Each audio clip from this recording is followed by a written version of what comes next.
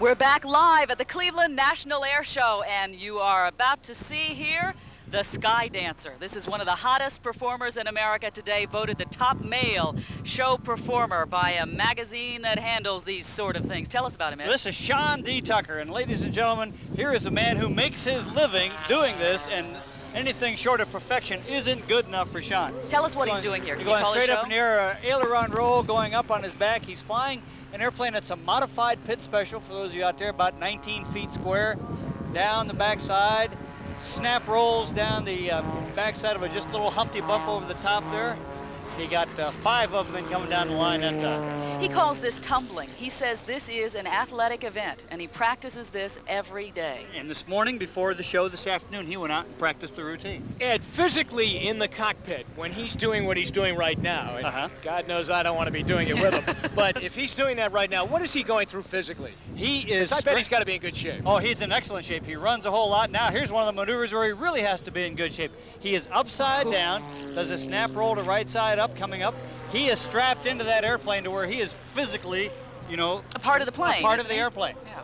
And he gets what, close to 10 feet off the air. Whoa, look at this. Tell us about this maneuver. Those here. are just, he does that little, like a Lomshavak. Actually, it's Czechoslovakian for headache. He just tumbles the airplane going across the top of a loop. This is a real crowd pleaser here. Again, calling this his sky dancing. Sean D. Tucker from California. And how close to the ground is he right there when he is just off that runway? I mean, it just 10 seems feet. like, yeah. 10 feet. Just all he has to do is miss it. Interesting thing about Sean, he says that he carries with him, while he's here performing the show, a lot of good luck charms. He has in his pocket 3 pounds of lucky tokens that he flies with, and he says he has a little guardian angel that he keeps in his pocket. Yep, that's right. And of course, practicing helps a whole lot too. We saw a hammerhead stall there where you just go up just before it runs out of airspeed to let the torque of the engine help you, and a lot of rudder, and you just stomp the left rudder and away she goes. This one of those people who always knew he wanted to fly. He did and he didn't. He's a sky jumper. He's about 500 jumps to his credit, but he actually took up acrobatic flying as a result of to overcome a fear. A good friend of his was killed in an accident, a parachuting accident. And Sean learned to fly airplanes, and he was still afraid. He was afraid to even stall the airplane until he took acrobatic lessons and he got hooked. When you do this, is there ever a point that you feel out of control? You and I might feel out of control, but for Sean, everything is very, very choreographed. He has the whole thing rehearsed in his mind and memorized, and as he comes down the runway here now, he's going to do an outside loop. Jim, pick up on your thing here now. It's one thing to be pulling positive G's. He's doing an outside loop there now where the airplane is trying to eject him out the top. Now, how does a guy like Sean D. Tucker decide he's going to add a new move, and how does he create a new move and, you know, add something new to the act? Yep, as like this one right here where he's doing, he calls the Orango Tango, where he just takes the airplane across the sky, cross controls it. I think I had one of those at Chi-Chi's the other night. The Orango Tango. He honestly believes he just has a gift. As you all have a gift for what you do in your life, Sean feels that he's been given a gift. He just has the imagination. A lot of it comes out of his background, which was as a competition acrobatic pilot. Now he's a full-time air show performer, and he also has a spraying business down out in Salinas, California. What kind of life do they lead? How much are they on the road like this? Sean was on the road at one time earlier this year for 7 months. Before he went home? Before he got home. But during the summer now, his wife and his son and his daughter come and spend a little time with him on the road. Well, it is just marvelous to watch, and look at that, Connie. Look at that blue sky right against the background of his dark plane right there, and he's been shooting white and red smoke out of the plane when he's been really coming downwards towards the runway. It's really a nice show to watch. How does the lake affect what show they do? A lake is a very, very big effect. One of the key things you have to have are reference points. Imagine this tumbling maneuver. He's going to look at the runway. He's going to look at a tower downtown. He's going to look at a ship parked out here. But when he looks off to the north, he really has no reference other than a horizon. And a water-air horizon, although down here it looks pretty good, when you get up a little altitude, it gets just a little bit fuzzy. You know, it just gets me on people like this. It just, like you're rolling in a washing machine in the spin cycle or something. Now look at this here. He's going across the sky, what he calls the centrifuge. Oh. And 1, 2, 3, 4, 5, 6, 7, 8, 9, 10. 10. Amazing. Just a tumbling arc, 230 miles an hour, just tumbling the airplane, let it go. We'd like you to meet Sean D. Tucker. We talked with him this week while he was here the other day. Let's meet Sean D. Tucker. We're here to entertain the folks, and everybody's going to have fun. Now, the ribbon cutting isn't the only job here. You're going to be entertaining through the weekend. I'm a sky dancer, and that's my job. I've been flying for a little over 20 years with 14,000 hours of flying. I fly with my heart, and I tumble the airplane through the sky, down dirty, going fast towards the ground, miss the ground, rolling the airplane. My goal is to entertain the audience, to show them that somebody is a superb aviator, which I work hard to be. And I want to share my dreams with them and vice versa. And this is special stuff. Airshow flying is so special for the mom and the dad and the grandpa and the kids. It makes me proud to be American, to be out here at this show especially because of how well they've promoted it and all the quality acts that are going to be here. Well, great. I'm looking forward to it. Sean Tucker, thank you, and fly carefully, please. Thank you, and I will, I promise. Okay. Okay. That was Eileen McShay talking with Sean D. Tucker. And what you saw there, the proud papa, he's talking about all those things that kind of turn him on. That last maneuver he calls the Eric Tucker, which is a tail slide with snap rolls on the down line. He's got a 12-year-old son who is very, very much a part of his life. Are these fellas daredevils on the ground, too? No, Sean Tucker, the most dangerous thing I've seen Sean Tucker do on the ground is run on a treadmill and get thrown off. And we're going to have him up here, ladies and gentlemen. As you see there, he's my twin brother. He's right over us right now. He'll be here a little bit later on. Don't fall, pal. Yeah. You're over our heads. Okay, we're right over us right now and coming down. Wow.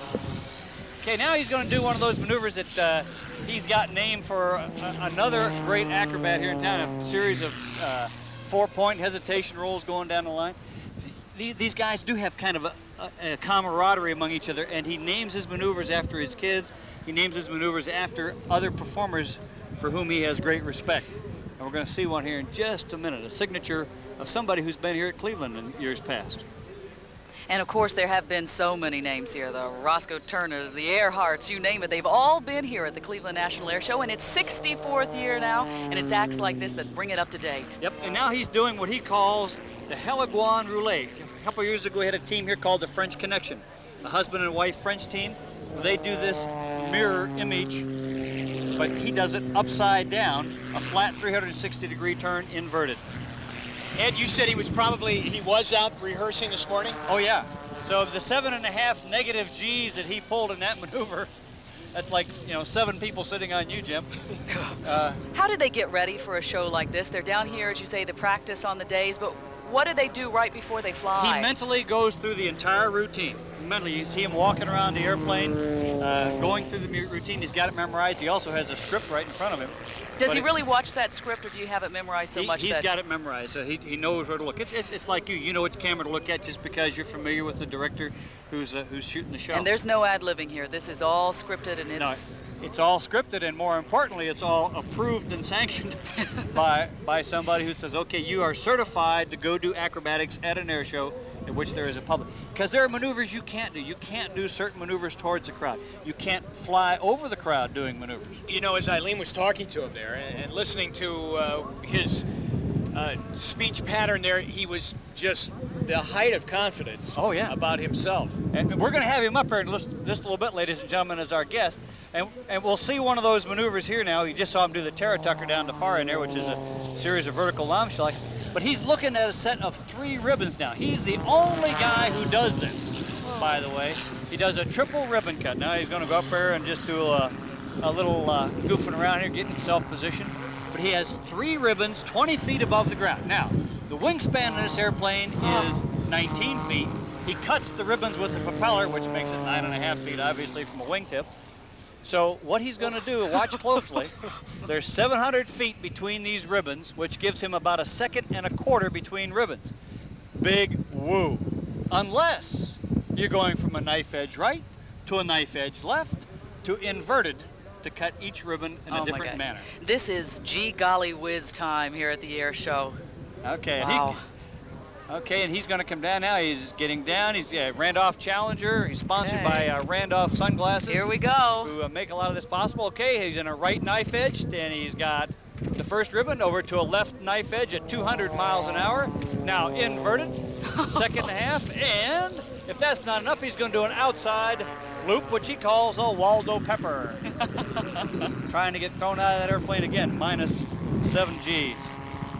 Speaking of, how would you feel when you get out of this plane? Tired. When you see Sean, I mean, he is dripping wet, and he's not a very big man in terms of excess body fat in all the world. Interestingly enough, I tell you, one of the first times Sean ever did that maneuver, he was flying an airplane like this, and something in the control linkage jammed, and he couldn't pull the stick back out of a straight down dive. So what do? He pushed forward on the stick. That worked, and he got out of it. Oh, wow. He's about ready to jump out of the airplane. Okay, now he comes down. He's got the Randolph sunglasses airplane going about 230 miles an hour. Kind of flips it around there, up and on its side, and what he calls the Randolph Slider. The airplane is just kind of, remember, ever been on ice and had your car going out of control towards a curb? Yes. Well, imagine that in the 1,300-pound airplane. That's exactly what he's doing. What's the danger factor here? Very, very little. Again, because he practices. He leaves nothing to chance. Here is a man who's a father of 2 kids. He's got a lot of people dependent on him. He is not a daredevil. Nobody here today is a daredevil. Some people in my mind are dumber than others, like Johnny Casey. Now, do you adjust your show for how you're feeling on a particular day? You know, like an ice skater who says, I can't make the triple today. Do Absolutely. they feel that way? If your biorhythms are such that, you know, you're not on the edge, or, as Sean says, in the zone, maybe you don't come down to 10 feet. Maybe you stay up at 30 feet or 250 feet. Now, here's one of the airplanes that really shows, I mean, you know, it takes a talent.